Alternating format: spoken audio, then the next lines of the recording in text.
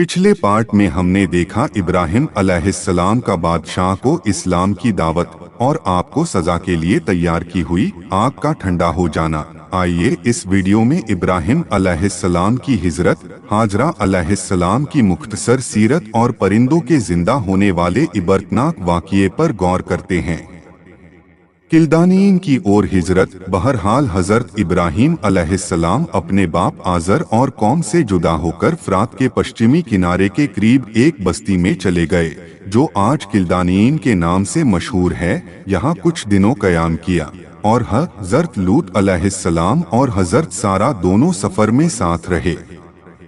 कुछ दिनों के बाद यहाँ से हरान या हारान की ओर चले गए और वहाँ दीने इस्लाम की तबलीग शुरू कर दी, मगर इस मुद्दत में बराबर अपने बाप आजर के लिए बारगाहे इलाही में इस्तगफार करते और उसकी हिदायत के लिए दुआ मांगते रहे। और यह कुछ इसलिए किया कि वे निहायत दिल के नर्म, रहीम और बहुत ही नरम दिल और बुर्दबार थे।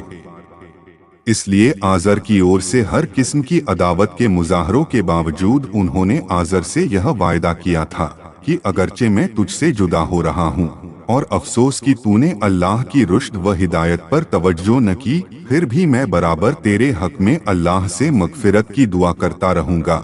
आखिरकार हजरत इब्राहिम को अल्लाह की वही ने मुत्तला किया कि आजर ईमान लाने वाला नहीं है और यह उन्हीं लोगों में से है जिन्होंने अपनी नेक इस्तेदाद को फना करके खुद को उसका मिस्दाक बना लिया। अल्लाह ने मोहर लगा दी उनके दिलों पर और उनके कानों पर और उनकी आंखों पर पर्दा है। हजरत इब्राहिम को जब यह मालूम हो गया तो आपने आजर से अपने अलग होने का साफ ऐलान कर दिया। फलस्तीन की ओर हिजरत। हजरत इब्राहिम अलैहिस्सलाम इस तरह तबलीग करते करते फलस्तीन पहुँचे। इस सफर में भी उनके साथ हजरत सारा, हजरत लूत अलैहिस्सलाम और लूत की बीवी थीं। हजरत इब्राहिम फलस्तीन के पश्चिमी हिस्से में ठहरे। उस जमाने में यह इलाका कनानियों के इख्तियार में था। फिर करीब ही शिकम में चले गए और वहां कुछ दिनों ठहरे रहे। इसके बाद यहाँ भी ज्यादा दिनों कयाम नहीं फरमाया और मगरिब की तरफ ही बढ़ते चले गए, यहाँ तक कि मिस्र तक जा पहुँचे। हजरत हाजरा रजी अल्लाहु अन्हा की मुख्तसर सीरत तमाम रिवायतों से इस कदर यकीनी मालूम होता है कि हजरत इब्राहिम अलैहिस्सलाम से अपनी बीवी सारा और अपने भतीजे हजरत लूत अलैहिस्सलाम के साथ मिस्र तशरीफ ले गए।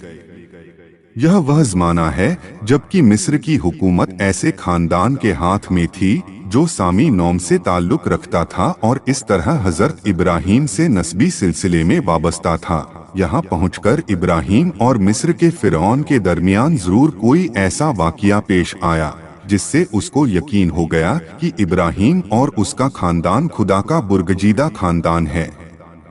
यह देखकर उसने हजरत इब्राहिम अलैहिस्सलाम और उनकी बीवी हजरत सारा का बहुत एजाज किया और उनको हर किस्म के माल व मता से नवाजा और सिर्फ इसी पर इक्तिफा नहीं किया बल्कि अपने दीन खानदानी रिश्ते को मजबूत और मुस्तहकम करने के लिए अपनी बेटी हाजरा को भी उनसे ब्याह में दे दिया, जो उस जमाने में रस्म व रिवाज के एतबार से पहली और बड़ी बीवी की खिदमत गुजार करार पाईं। चुनाचे यहूदियों की एतबार वाली रिवायत के मुताबिक हजरत हाजरा शाहे मिन फिरौन की बेटी थीं, लौंडी और बांदी नहीं थीं। तौरात का एक एतबार वाला मुफस्सिर भी सलूमलू इसहाक किताब में लिखता है, जब उसने सारा की वजह से करामतों को देखा तो कहा, मेरी बेटी का इस घर में लौंडी होकर रहना दूसरे घर में मलका होकर रहने से बेहतर है। दूसरे अरबी भाषा में हाजरा के मानी के लिहाज से कयास के करीब ज्यादा यही है कि चूंकि यह अपने वतन मिस्र से जुदा होकर या हिजरत करके हजरत इब्राहिम अलैहिस्सलाम की शरीके हयात और हजरत सारा की खिदमत गुजार बनी, इसलिए हाजरा कहलाई। और तौरात में हाजरा को सिर्फ इसीलिए लौंडी कहा गया कि शाहे मिस्र ने उनको सारा और हजरत इब्राहिम अलैहिस्सलाम के सुपुर्द करते हुए यह कहा था कि वह सारा की खिदमत गुजार रहेगी। रद मतलब न था कि वह लौंडी थीं।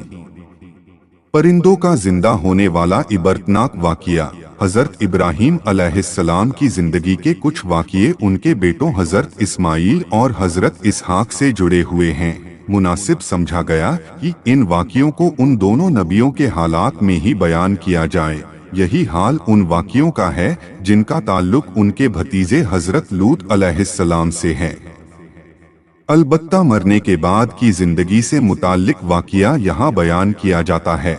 हजरत इब्राहीम अलैहिस्सलाम को चीज़ों की हकीकत मालूम करने की तलाश और तलब का तबई जौक था, और वह हर चीज़ की हकीकत तक पहुँचने की कोशिश को अपनी जिंदगी का खास मकसद समझते थे, ताकि उनके जरिए एक ही ज़ात अल्लाह जल्ले जलालुहु की हस्ती, उसके एक होने और उसकी मुकम्मल कुदरत के बारे में इल्मुल यकीन की हद तक इल्म के बाद हक़्क़ुल यकीन हासिल कर लें।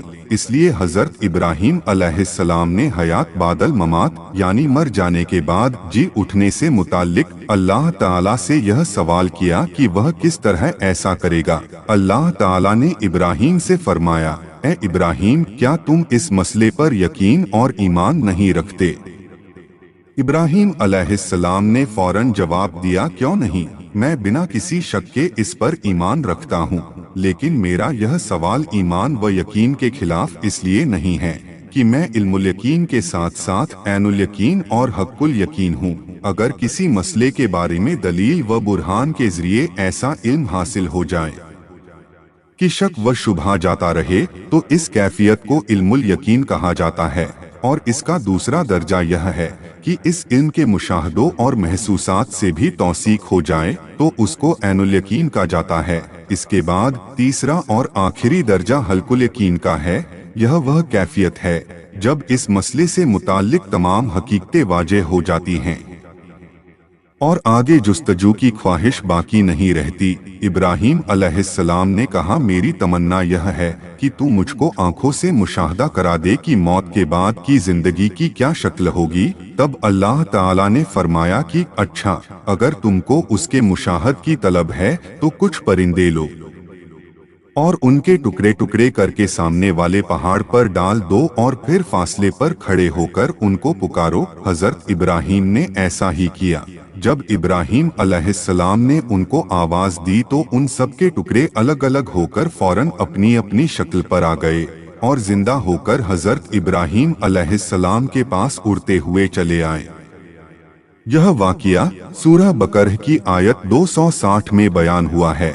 हजरत इब्राहीम की औलाद और उम्र। हजरत इब्राहीम अलैहिस्सलाम के बड़े बेटे हजरत इस्माईल की विलादत के वक्त उनकी उम्र 87 साल थी और दूसरे बेटे हजरत इसहाक की विलादत के वक्त उनकी उम्र पूरे 100 साल थी।